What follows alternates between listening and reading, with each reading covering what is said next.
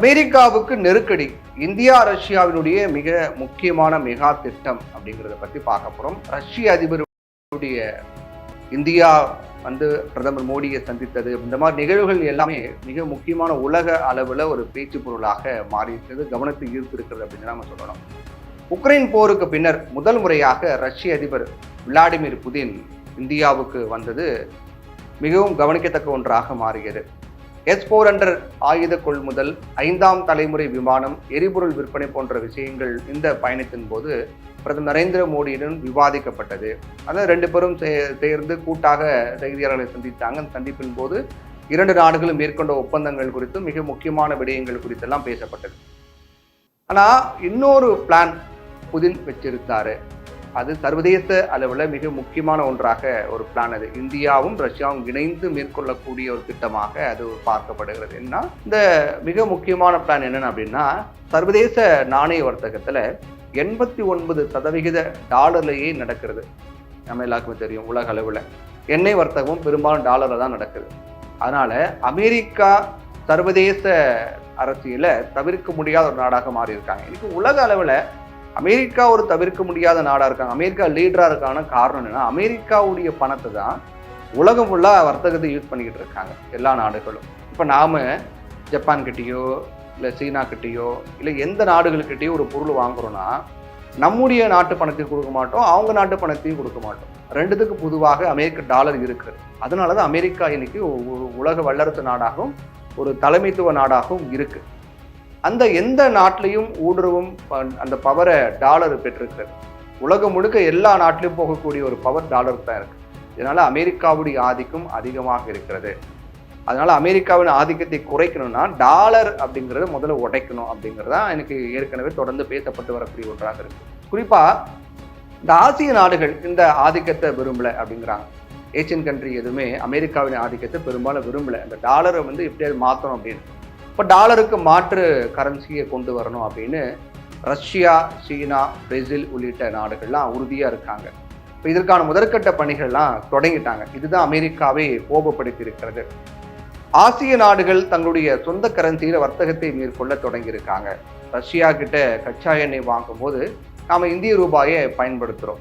அப்போ அந்த மாதிரி படிப்படியாக அமெரிக்காவுடைய டாலரை குறைக்கிறாங்க. அமெரிக்க டாலரை குறைச்சாங்கன்னா அது அமெரிக்காவுக்கு நெருக்கடி. 2 நாடுகளுக்கு இடையே சுமார் 90% வர்த்தகம் உள்நாட்டு நாணயங்கள் அல்லது மாற்று நாணயங்களை தான் நடைபெற்று வருவதாக ரஷ்ய துணை பிரதமர் ஏற்கனவே சொல்லியிருந்தார். இது அமெரிக்காவுடைய அவங்க தரப்புல மிகப்பெரிய ஒரு அதிர்ச்சி ஏற்படுத்தி இருக்கிறது அப்படிங்கிற மாற்று கருத்து கிடையாது. சொந்த நாணயத்தில் வர்த்தகம் அப்படிங்கிறது நம்முடைய பொருளாதாரத்தை காப்பாற்றிக் கொள்ளும் வழிமுறை. உதாரணத்துக்கு இப்போ அரபு நாட்டில் இருந்து நாம ஒரு கச்சா எண்ணெய் வாங்கணும் அப்படின்னா டாலர்ல தான் அது நம்ம கொடுக்கணும். இப்போ இன்றைய தேதியில் ஒரு அமெரிக்க டாலர் நம்ம வாங்கணும் அப்படின்னு பார்த்தோம்னா கிட்டத்தட்ட 89 ரூபாய், கிட்டத்தட்ட 90 ரூபாய் நெருங்கி இருக்கு அப்படின்னு நம்ம எடுத்துக்கலாம், கொடுக்கணும். லட்சக்கணக்கான டாலர் வாங்கணும் அப்படின்னா நம்ம கோடிக்கணக்கான ரூபாயை நம்ம கொடுக்க வேண்டியிருக்கோம். இது மிகப்பெரிய ஒரு நெருக்கடி தான். இது தேவையில்லாத செலவு. நமக்கு மட்டும் கிடையாது, சீனா, ரஷ்யா அப்படின்னு எல்லா நாடுகளுக்கும் இதே போல ஒரு நிலைமை தான் இருக்குது. ஏன்னா ரூபாயின் மதிப்பு கடும் வீழ்ச்சி அடைந்திருக்கிறது பார்க்குறோம். அதனால இந்த பிரச்சனை சமாளிக்க ஒரு புதிய கரன்சி அவசியமாக தேவைப்படுது ஆசிய நாடுகள் அப்படிங்கிறது பார்க்கணும். குறிப்பாக பிரிக்ஸ் நாடுகளுக்கு இடையே கரன்சி அவசியம் ஏற்கனவே தொடர்பாக பேசப்பட்டது. இப்போ இந்தியா, பிரேசில், ரஷ்யா, சீனா மற்றும் தென்னாப்பிரிக்கா, இந்த இதில் இருந்த பிரேசில் நாடுகள் கூட்டமைப்பு இப்போ எகிப்து, எத்தியோப்பியா, இந்தோனேசியா, ஈரான் மற்றும் ஐக்கிய அரபு எமிரேட்ஸ் அப்படின்னு விரிவடைந்திருக்கிறது. இந்த நாடுகளுக்கு இடையே வர்த்தகம் செய்ய பொதுவான கரன்சி தேவை அப்படிங்கிறது தான் இப்போதைக்கு மிக முக்கியமான கருப்பொருளாக இருக்கிறது.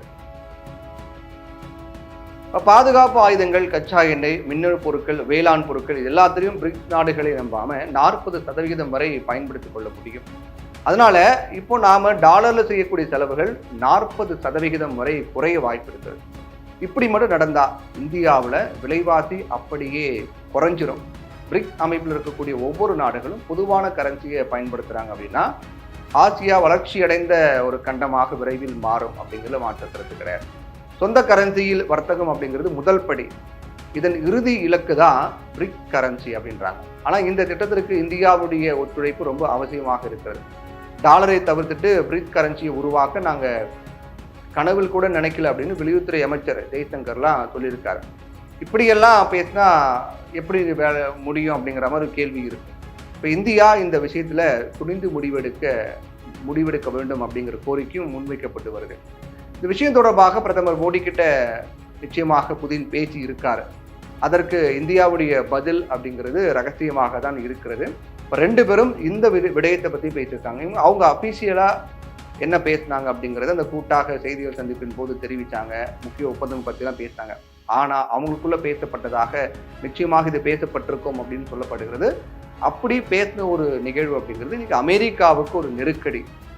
அமெரிக்காவுடைய டாலரை ஆசியா கண்டத்தில் இருக்கிற எந்த நாடுகளும் பயன்படுத்துது அப்படின்னா ஒரு மிகப்பெரிய அடி விழும். அப்போ அமெரிக்காவின் செல்வாக்குங்கிறது மிகப்பெரிய அளவு சரியும். உலக அரசியலே புரட்டி போடக்கூடிய அளவுக்கான ஒரு மாற்றத்தை நோக்கி ரஷ்ய அதிபர் விளாடிமிர் புதின் இந்திய பிரதமர் மோடியின் சந்திப்புங்கிறது அதுக்கு தொடக்க புள்ளியே அமைந்திருக்கு அப்படிங்கிறதான் உலக அரசியல் பேசக்கூடிய நிபுணர்கள் சொல்லக்கூடிய கருத்தாகவும் உலக அளவில் கவனத்தை ஈர்த்த செய்தியாகவும் இது மாறி இருக்கின்றது.